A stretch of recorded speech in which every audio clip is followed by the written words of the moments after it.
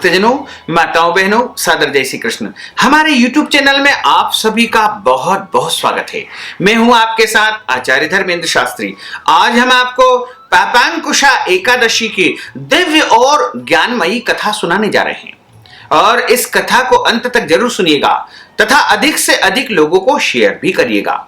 अश्विन माह के शुक्ल पक्ष की एकादशी को पापांकुशा एकादशी के नाम से जाना जाता है। पूरे वर्ष में 24 एकादशी आती है और जिस साल अधिक मास आता है उस वर्ष 26 एकादशी होती है। प्रत्येक एकादशी का अपना अपना अलग अलग महत्व धर्म ग्रंथों तथा पुराणों में बताया है और एकादशी व्रत सबसे बड़ा व्रत माना गया है। एकादशी का व्रत करने से मनुष्य के जन्म जन्मांतर के पाप, दोष, पीड़ाएं, कष्ट का निवारण हो जाता है और यदि कोई एकादशी का व्रत नहीं कर पाता है तो उसको संयम नियम का पालन करते हुए इस दिन अन्न का परित्याग करते हुए फलाहार आदि से एकादशी का पालन करना चाहिए।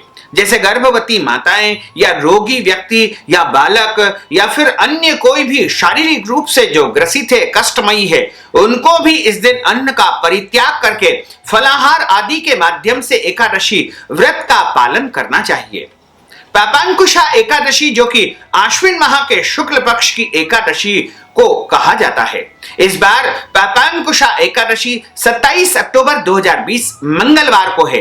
एकादशी तिथि का प्रारंभ 26 अक्टूबर 2020 सोमवार को सुबह 9 बजे से हो जाएगा। एकादशी तिथि 27 अक्टूबर 2020 मंगलवार को सुबह 10:46 पर समाप्त हो जाएगी। यानी उदय व्यापिनी, सूर्योदय व्यापिनी तथा द्वादशी युक्त सर्वोत्तम एकादशी 27 अक्टूबर 2020 मंगलवार को ही है और इसी दिन सभी को व्रत करना चाहिए।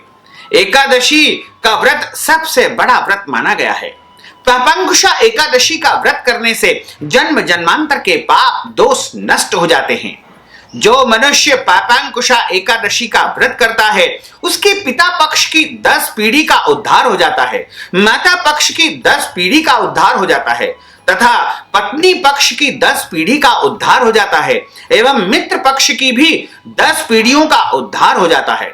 इसलिए प्रत्येक मनुष्य को पापांकुशा एकादशी का व्रत अनिवार्य रूप से करना चाहिए और एकादशी का जो व्रत करता है उसको चावल नहीं खाना चाहिए, चावल घर में बनाना भी नहीं चाहिए। इसके अलावा अन्न का उपयोग इस दिन बिल्कुल नहीं करना चाहिए, झूठ नहीं बोलना चाहिए, क्रोध नहीं करना चाहिए, लड़ाई झगड़ा वाद विवाद नहीं करना चाहिए, दाढ़ी कटिंग नहीं करवाना चाहिए, शरीर के अंगों के बाल नहीं कटवाना चाहिए, ब्रह्मचर्य व्रत का पालन उनको करना चाहिए और पेड़ पौधों को इस दिन काटना नहीं चाहिए, बड़े बुजुर्गों का अनादर इस दिन नहीं करना चाहिए, देवी देवताओं की, शास्त्रों की या फिर ब्राह्मणों की, पूजनीय पुरुषों की भी इस दिन बुराई बिल्कुल नहीं करना चाहिए और इस दिन आपको घर में मांस, मदिरा, प्याज, लहसुन, मसूर की दाल का उपयोग भी बिल्कुल नहीं करना चाहिए, चाहे आपके घर में व्रत होता हो या न होता हो।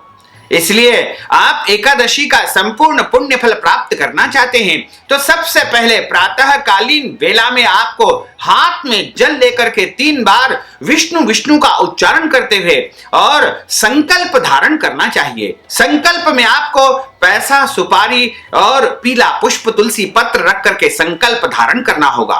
उसके बाद अपना नाम गोत्र बोल करके प्रभु को आप समर्पण कर दीजिएगा। इस प्रकार एकादशी व्रत का संकल्प आपको धारण करना चाहिए तथा एकादशी के दिव्य और ज्ञानमयी कथा सुनना चाहिए, क्योंकि कथा सुनने का भी आपको व्रत के बराबर ही पुण्य फल प्राप्त होगा और कथा को कभी भी बीच में अधूरा नहीं छोड़ना चाहिए।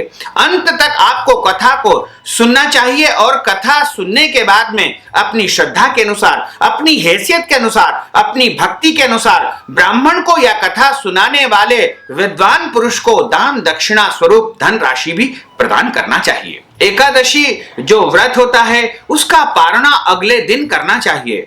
28 अक्टूबर 2020 को बुधवार के दिन सुबह 6:48 से लेकर के सुबह 9:48 के बीच में आपको व्रत का पारणा करना चाहिए और पारणा यदि सही समय पर किया जाएगा तो उसका आपको संपूर्ण पुण्य फल प्राप्त हो सकेगा। तो अब हम आपको एकादशी की दिव्य और ज्ञानमयी कथा सुनाने जा रहे हैं। बोलिए गोपाल कृष्ण भगवान की जय, श्री वृंदावन बिहारी लाल की जय। सच्चिदानंद रूपाय विश्वोत्पत्त्यादि हेतवे तापत्रय विनाशाय श्री कृष्णाय वयं नमः। कृष्णाय वासुदेवाय हरये परमात्मने प्रणतः क्लेशनाशाय गोविंदाय नमो नमः। वसुदेव सुतं देवं कंस चाणूरमर्दनं देवकी परमानंदं कृष्णं वंदे जगद्गुरुं। सच्चिदानंद रूपाय विश्वोत्पत्त्यादि हेतवे तापत्रय विनाशाय श्री कृष्णाय वयं नमः। करारविंदेन पदारविंदं मुखारविंदेन विनिवेशयन्तीं वटस्य पत्रस्य पुटेशयानं बालं मुकुन्दं मनसा स्मरामि। बालं मुकुन्दं मनसा स्मरामि। वरहपीडं नटवरवपुः कर्णयोः कर्णिकारं बिभ्रद्वासः कनककपीशं वैजयन्तीं च मालां। रन्ध्रान् वेणोर्धरसुधया पूरयन् गोपवृन्दैः वृन्दारण्यं स्वपदरमणं प्राविशत गीत कीर्तिः। प्राविशत गीत कीर्तिः। कृष्णाय वासुदेवाय हरये परमात्मने प्रणतः क्लेशनाशाय गोविंदाय नमो नमः। गोविंदाय नमो नमः। जय जय श्री राधा रमण, जय जय नवल किशोर, जय गोपी चित चोर प्रभु, जय जय माखन चोर। मात मेरी श्री राधिका, पिता मेरे घनश्याम, इन दोनों के चरणन में मेरा बारंबार प्रणाम। मेरा बारंबार प्रणाम। मेरा बारंबार प्रणाम। मोहिनी मूरत श्याम की वो मन रही समाय, जो मेहंदी के पात में लाली रही समाय। धन यौवन एक दिन उड़ जाएंगे जैसे उड़े कपूर, मन मूरख तू राम भज क्यों चाटे जग धूर। राम कृष्ण दो एक है अंतर नहीं निमेष, इनके नयन गंभीर है उनके चपल विशेष। बोलिए श्री लक्ष्मी नारायण भगवान की जय, श्री वृंदावन बिहारी लाल की जय, गोपाल कृष्ण भगवान की जय, श्री पुराण पुरुषोत्तम भगवान की जय, एकादशी माता की जय। एक समय की बात है, राजा युधिष्ठिर ने भगवान कृष्ण से प्रश्न किया कि हे प्रभु, हे दीनबंधु, हे दीनानाथ, आप कृपा करके मुझे आश्विन माह के शुक्ल पक्ष की एकादशी की कथा सुनाइए, और इस एकादशी का नाम क्या है तथा इसका विधि विधान क्या है, और इस एकादशी को करने से कौन कौन से पुण्य फल की प्राप्ति होती है, ये मैं आपके मुखारविंद से सुनना चाहता हूं। भगवान बोले कि हे राजन, अब हम आपको इस एकादशी की दिव्य कथा सुनाने जा रहे हैं। आश्विन माह के शुक्ल पक्ष की जो एकादशी होती है उसका नाम पापांकुशा एकादशी कहा गया है, और यह एकादशी जन्म जन्मांतर के पाप दोषों को नष्ट करने वाली है। इसके अलावा इस एकादशी का व्रत करने से मनुष्य के पिता की 10 पीढ़ी तथा माता की 10 पीढ़ी एवं पत्नी पक्ष की 10 पीढ़ी एवं मित्र पक्ष की 10 पीढ़ियों का उद्धार हो जाता है, और उसके पितर जो है स्वर्ग लोक को प्राप्त करते हैं। और जो मनुष्य इस एकादशी का व्रत करता है उसे धर्म, अर्थ, काम और अंत समय में मोक्ष की प्राप्ति होती है, और जब उसके जन्म जन्मांतर के पाप दोष नष्ट हो जाते हैं तब उसको सांसारिक सुखों की भी प्राप्ति हो जाती है, और मनुष्य की प्रत्येक मनोकामनाओं की इच्छाओं की पूर्ति इस एकादशी का व्रत करने से हो जाती है। भगवान कृष्ण कहते हैं कि राजन, जब मनुष्य एकादशी का व्रत करता है तो उसके धीरे धीरे करके जन्म जन्मांतर के पाप नष्ट हो जाते हैं, और जब उसके पाप नष्ट होते हैं तब उसके पुण्यों का उदय होता है, और जब पुण्य उदय होंगे तो उसे इस संसार में समस्त सुखों की प्राप्ति होगी। तथा वह सभी सुखों को भोग करके अंत में मोक्ष पद को प्राप्त कर पाएगा। भगवान कृष्ण कहते हैं कि राजन, एक समय की बात है, विंध्याचल पर्वत के ऊपर एक शिकारी निवास करता था। उस शिकारी का नाम क्रोधन था। क्रोधन अपने जीवन में प्रत्येक दिन शिकार करता था तथा अनैतिक कर्म करता था। हमेशा वह पाप कर्म में लगा रहता था। कभी भी उसने कोई पुण्य कर्म नहीं किया था, न कोई दान किया, न यज्ञ किया, न पुराण की कथाओं का उसने कभी भी श्रवण नहीं किया था। हमेशा वह ऋषि महर्षियों संतों का अपमान करता था। सदैव बुरे कार्यों में निरंतर लगा रहता था और उसने जीवन भर पाप कर्म किया था और उसने कभी भी कोई पुण्य कर्म नहीं किया था। इसके कारण जब उसकी अवस्था पूर्ण होने लगी, जब वृद्धा अवस्था आ गई, तब उसको सपने में निरंतर ऐसा दिखाई देता था कि यमदूत आकर के उसे डराते हैं और उसके प्राणों को निकालने का प्रयास करते हैं। और प्रत्येक दिन वह सपने में डर डर करके, चमक चमक करके उठ करके बैठ जाता था। ऐसा सपना उसको कई दिन तक लगातार आता रहा। उसको ऐसा लगने लगा कि मेरी अब मृत्यु होने वाली है और अब मुझे यमराज के दूत यमपुरी लेकर जाएंगे और बहुत सी सजा मुझे भोगनी पड़ेगी। तो वह इस प्रकार मन ही मन चिंतन करने लगा, विचार करने लगा।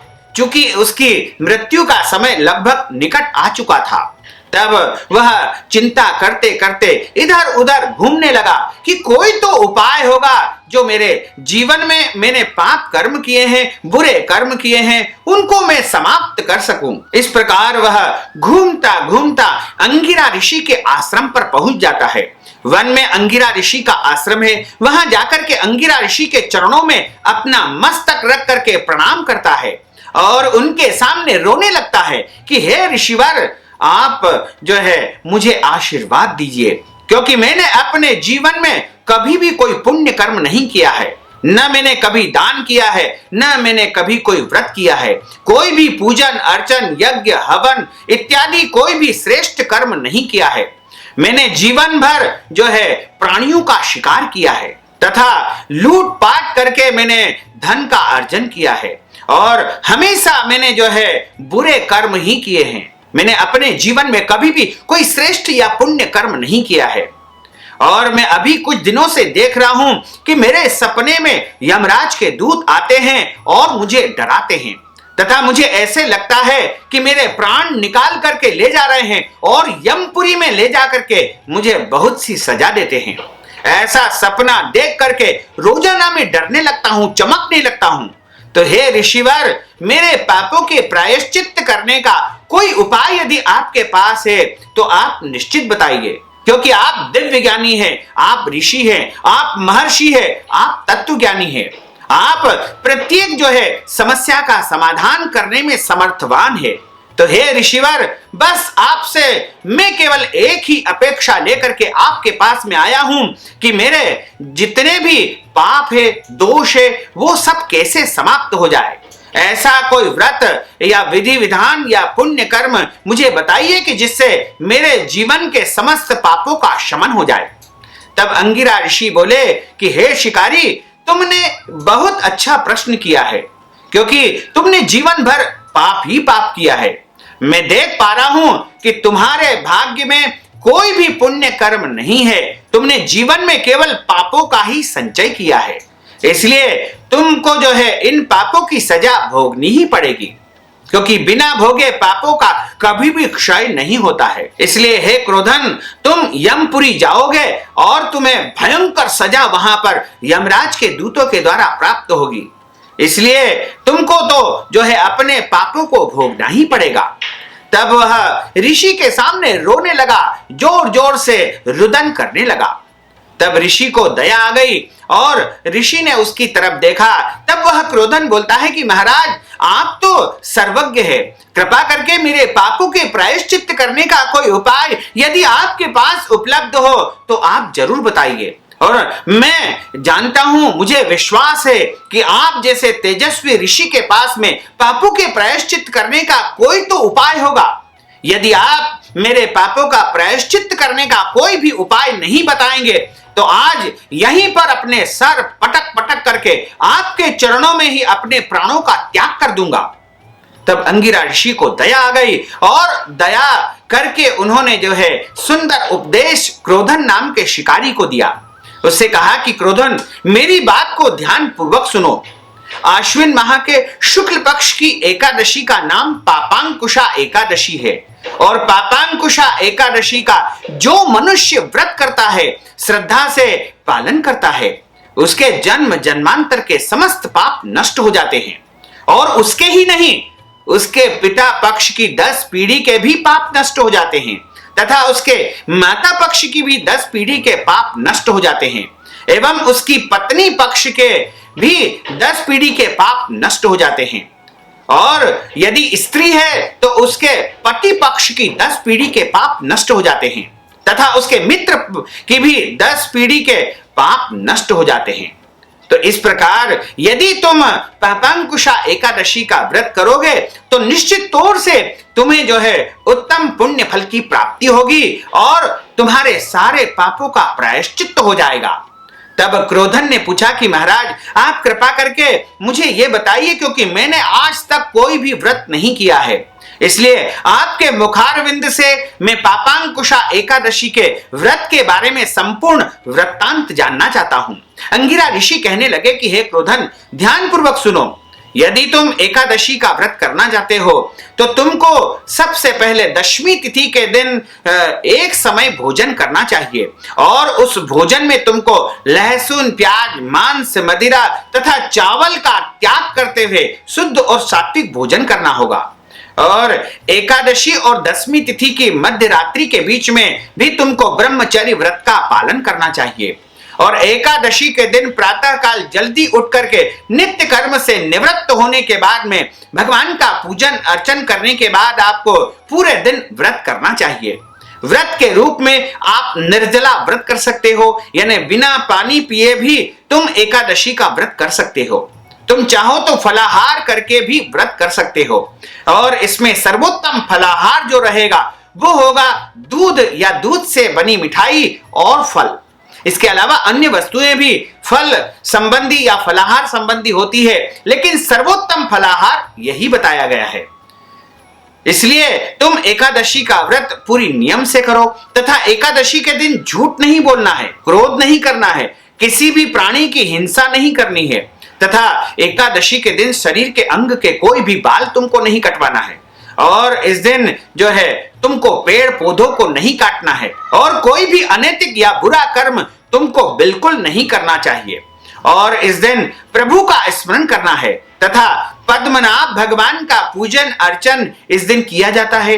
श्री हरि पद्मनाभ जो कि साक्षात नारायण के ही स्वरूप है, उनका पूजन अर्चन करना होगा और एकादशी की रात्रि में तुमको जागरण करना चाहिए और अगले दिन प्रातःकाल द्वादशी तिथि समाप्त होने के पहले पहले आपको व्रत का पारणा कर लेना चाहिए, तो ही तुमको एकादशी का संपूर्ण पुण्य फल प्राप्त हो पाएगा। अंगिरा ऋषि के निर्देश के अनुसार उस क्रोधन नामक शिकारी ने पापांकुशा एकादशी का विधिव्रत व्रत किया और व्रत का पालन किया और द्वादशी के दिन उसने विधिवत व्रत का पारणा किया। जैसे ही उसने व्रत का पारणा किया वैसे ही भगवान के दूत विमान लेकर के वैकुंठ से तुरंत आते हैं और उस क्रोधन नामक जो शिकारी है उसको सुंदर रूप प्रदान कर देते हैं और वह दिव्य रूप धारण करके और विमान में बैठ करके परम पद को, वैकुंठ लोक को, मोक्ष पद को प्राप्त कर जाता है। बोलिए गोपाल कृष्ण भगवान की जय। इस प्रकार राजा युधिष्ठिर से भगवान कृष्ण ने यह दिव्य और ज्ञानमयी कथा सुनाई और युधिष्ठिर ने भगवान को प्रणाम किया।